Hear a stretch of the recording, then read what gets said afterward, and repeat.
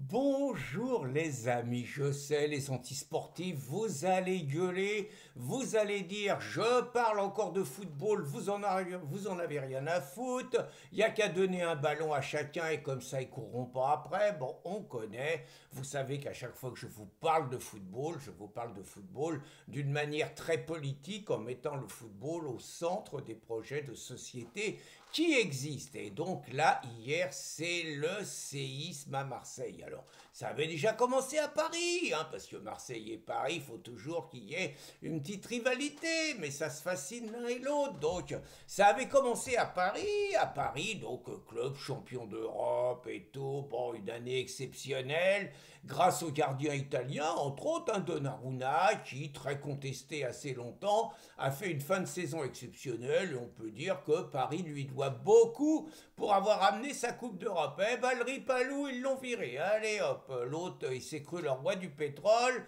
Apparemment, il a demandé des avantages que les autres n'avaient pas. Les Qataris, Luis Enrique, ils n'ont pas plaisanté. Raouz dégage et ils ont pris Lucas Chevalier. Alors, Lucas Chevalier, à mon avis, 23 ans, c'est le futur gardien de l'équipe de France. Pour l'instant, c'est Mike Maignan, mais Mike Maignan, il doit avoir 10 ans de plus ou 8-9 ans de plus. Et je pense, la particularité, c'est que Lucas Chevalier, quand il sera gardien de but de l'équipe de France, ça sera le dernier joueur français blanc qu'il y aura dans l'équipe de France. Vous verrez, parce que je vois les équipes de jeunes, je vois l'africanisation du football, et je vois franchement pas qui d'autre parmi les blancs pourrait s'imposer dans un centre de formation complètement africanisé. C'est une prédiction que je vous fais. Rendez-vous dans quelques années. Bon, maintenant on arrive à Marseille. Alors, Adrien Rabiot, et vous allez voir que je suis pas loin de mon sujet d'introduction. Adrien Rabiot, donc, lui, vient de se faire dégager de Marseille parce que après un match frustrant, hein, Marseille domine le match à Rennes, ils ont le ballon 80% du temps, ils jouent à 11 contre 10, les Rennais s'en sont fait virer un au bout d'une demi-heure, et ils réussissent à perdre 1-0, ils prennent un cajot à la dernière minute. Bon, évidemment, les mecs sont énervés, dans le couloir ça hurle, ça s'engueule, et il y a un baston apparemment entre Rabiot et un jeune rosebif noir de 22 ans rouille. Le rosebif aurait giflé Rabiot, l'autre y aurait mis un coup de boule, ça serait parti en sucette, et tout le monde a dû les séparer. Tout à fait entre nous, je dirais pas que ça arrive tous les jours, mais enfin c'est pas une exception, le football il y a des mecs sanguins, et très franchement les explications entre équipiers et les bagarres entre équipiers dans le vestiaire, c'est pas une exception, c'est pas tous les jours, mais c'est pas une exception et généralement ça se règle en interne. Sauf que cette fois, pour des raisons que personne ne comprend, parce que Rabiot est arrivé à Marseille l'année dernière avec un défi, c'est faire jouer la Coupe d'Europe des clubs à Marseille. Rabiot a été décisif quand même dans cette deuxième place qu'ils ont obtenue. Il est considéré comme le patron de l'équipe, il est considéré comme le chef du vestiaire, il a un statut, il est international, il a un CV, c'est celui qui a le plus beau CV de l'équipe de Marseille. Et on va dire que c'est lui qui tient la boutique, un petit peu, quoi, quand même. C'est le plus fort de tous, quoi. Et donc, étonnamment, l'entraîneur, les dirigeants, le directeur sportif, ils le jettent. Et le mec a jusqu'à la fin, la fin du mercato, c'est fin août, pour trouver un autre club. Il paraît qu'il faut trouver 15 millions d'euros pour acheter Rabiot. Bon, mais ça me donne envie. Bon, cet épisode étant clos, hein, bon, il va se tirer de Marseille. Bon, je pense que Marseille s'est détaré, mais c'est pas nouveau. Hein. Mais ce qui m'intéresse, c'est de revenir sur la carrière d'Adrien Rabiot. Adrien Rabiot, c'est un mec qui est né en 1995, donc il a aujourd'hui 30 ans. Il a fait toute sa jeunesse, tous les clubs dans les centres de formation du Paris Saint-Germain. Au Paris Saint-Germain, c'était déjà le sol blanc. Parce que la réalité des centres de formation, c'est que c'est soit les jeunes qui sont nés en France, les jeunes des cités, les jeunes des quartiers, parce qu'on s'occupe absolument pas des jeunes de la ruralité. Et donc, de temps en temps, il y en a un qui passe au travers les gouttes et qui s'y retrouve, mais c'est très rare. Adrien Rabiot était le seul international blanc qui venait d'un centre de formation français.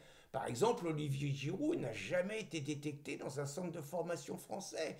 Griezmann n'a jamais été détecté dans un centre de formation français. Les frères Hernandez, pas davantage. Vous voyez, Rabiot était une exception. Et je pense qu'il fallait qu'il ait d'abord un talent exceptionnel, mais aussi une force de caractère hors du commun pour réussir à s'imposer dans un milieu où il était le seul qui était comme il est, quoi, voilà. Il jouait déjà dans l'équipe du Paris Saint-Germain à l'âge de 18 ans. C'était franchement un très grand joueur qui était promis à un grand avenir.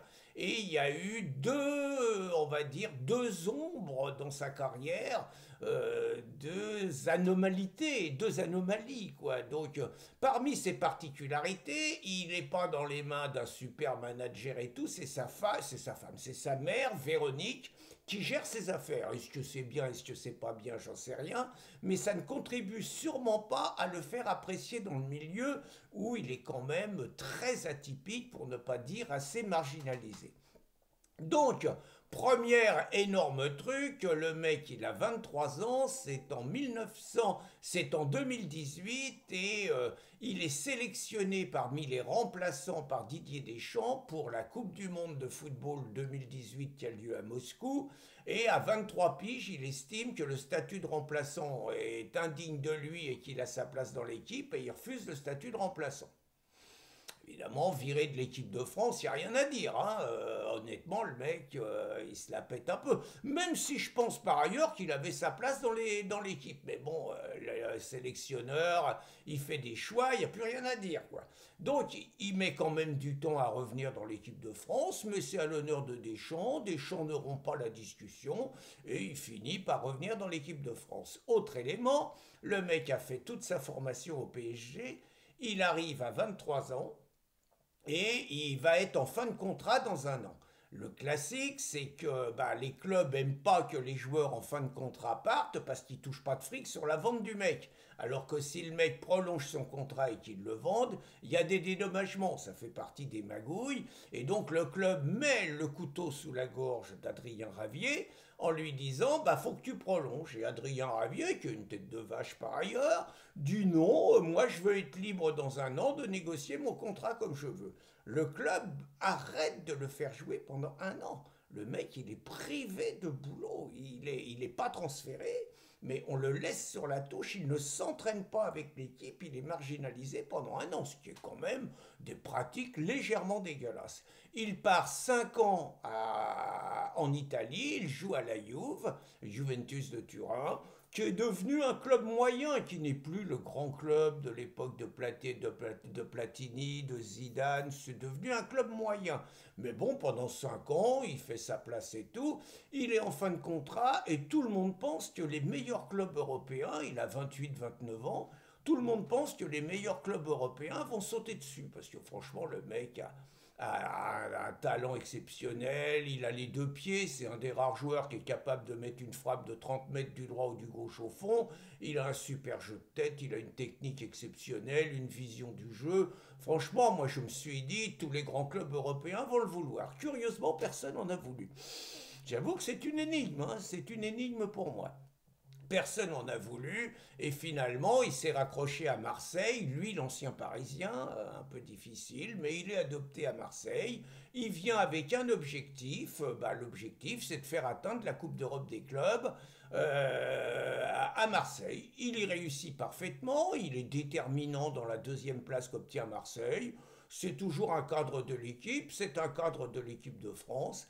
Et dès la première journée, donc pour des raisons invraisemblables suite à un baston qui n'a rien de dramatique avec un partenaire, le voilà viré, jeté comme un malpropre par le club de Marseille, qui vire par ailleurs le seul Français blanc de son effectif.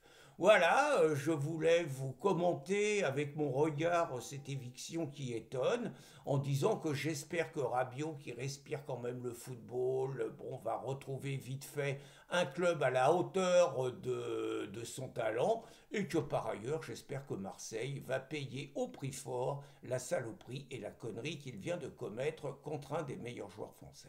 Bonne journée les amis!